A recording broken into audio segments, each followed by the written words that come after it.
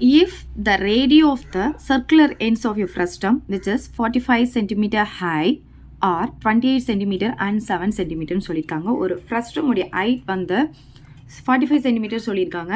அதோடைய ரேடியஸ் வந்து நமக்கு கொடுத்துருக்காங்க 28 cm and 7 cm சொல்லியிருக்காங்க. ஸோ நான் frustum ஷேப் வந்து முதல்ல ட்ரா பண்ணிக்கிறேன். ஸோ இதில் பார்த்தீங்கன்னா நமக்கு ரேடியஸ் வந்து 28 சென்டிமீட்டர் ஒன்று கொடுத்துருக்காங்க, இன்னொன்று பார்த்தீங்கன்னா 7 சென்டிமீட்டர். ஸோ இதுதான் வந்து பெரிய ரேடியஸாக இருக்க முடியும். அப்போ இந்த இடத்துல 28 சென்டிமீட்டர் போட்டுக்கலாம். இதுதான் வந்து சின்ன ரேடியஸாக இருக்க முடியும். இங்கே வந்து 7 சென்டிமீட்டர் போட்டுக்கலாம். இப்போ நமக்கு என்ன கொடுத்துருக்காங்க, ஃப்ரெஸ்டத்தோடைய ஹைட் வந்து 45 சென்டிமீட்டர் சொல்லியிருக்காங்க. ஸோ ஹைட் பார்த்தீங்கன்னா 45 சென்டிமீட்டர்.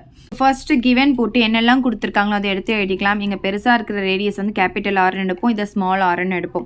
ஸோ ஸ்மால் ஆர் வந்து 7 சென்டிமீட்டர் கொடுத்துருக்காங்க. அப்புறம் ஹைட் வந்து 45 சென்டிமீட்டர் கொடுத்துருக்காங்க. இங்கே வந்து நம்ம எல் கண்டுபிடிக்க மாட்டோம். இந்த ஃப்ரஸ்டம் சம்மில் வால்யூம் கண்டுபிடிக்கும் போது நம்ம எல் தேவையில்லை. அதுவே ஃப்ரஸ்டம் சம்முக்கு ஏரியா கண்டுபிடிக்கணும்னா சிஎஸ்ஏ கண்டுபிடிச்சாலும் சரி, டிஎஸ்ஏ கண்டுபிடிச்சாலும் சரி, நமக்கு எல் வேணும். பட் வால்யூம்க்கு நமக்கு எல் தேவையில்லை. இப்போ வால்யூத்துக்கான ஃபார்முலா எடுத்து எழுதிக்கலாம். 1/3 pi h capital R square plus small r square capital R into small r. வால்யூம்க்கு நம்ம கியூபிக் யூனிட்ஸ் போடுவோம். அவ்வளோதான். இப்போ பாருங்கள், இதில் எல்லாமே நம்ம சப்ஸ்டிடியூட் பண்ணிடலாம். 1/3 போட்டுக்கலாம். பைக்கு பதிலாக 22/7 போட்டுக்கலாம். ஹெச் பார்த்திங்கன்னா நமக்கு இங்கே 45 கொடுத்துருக்காங்க. கேபிட்டல் ஆர் ஸ்கொயர்னால் நமக்கு 28 ஸ்கொயர் ப்ளஸ் ஸ்மால் ஆர் ஸ்கொயர்னால் 7 ஸ்கொயர் ப்ளஸ் கேபிட்டல் ஆர் வந்து 28 இன்ட்டு ஸ்மால் ஆர் வந்து 7.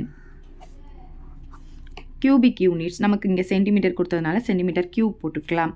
ஸோ இதில் ஏதாவது கேன்சல் ஆகுதான்னு பார்க்கலாம். இப்போ பாருங்கள், 3 டேபிள் இது நமக்கு கேன்சல் ஆகும். ஸோ இது 1 time 1 3s are 3 balance 1 5 3s are 15 வரும். அவ்வளோதான், வேறு எதுவுமே நமக்கு இங்கே கேன்சல் ஆகாது. ஸோ இங்கே என்ன இருக்கோ அதை அப்படியே வச்சுக்கலாம். 22 × 15/7. இப்போ இதை சிம்பிளிஃபை பண்ணிக்கலாம்.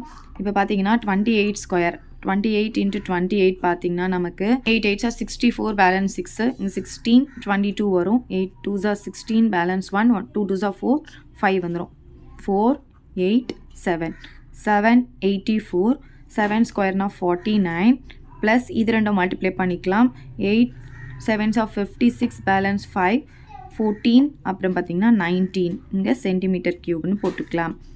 ஸோ 22 × 15/7 இன்ட்டு இது எல்லாத்தையும் நம்ம ஆட் பண்ணிக்கலாம். 7 84 49 196 ஆட் பண்ணால் இது ரெண்டும் ஆட் பண்ணால் 10 9 19 1 9 9 + 9 பார்த்திங்கன்னா 18 18 + 4 வந்து 22 பேலன்ஸ் 2. அப்போ பார்த்திங்கன்னா 9 10 என்ன கிடைக்குதுன்னா 1029 கிடைக்குது.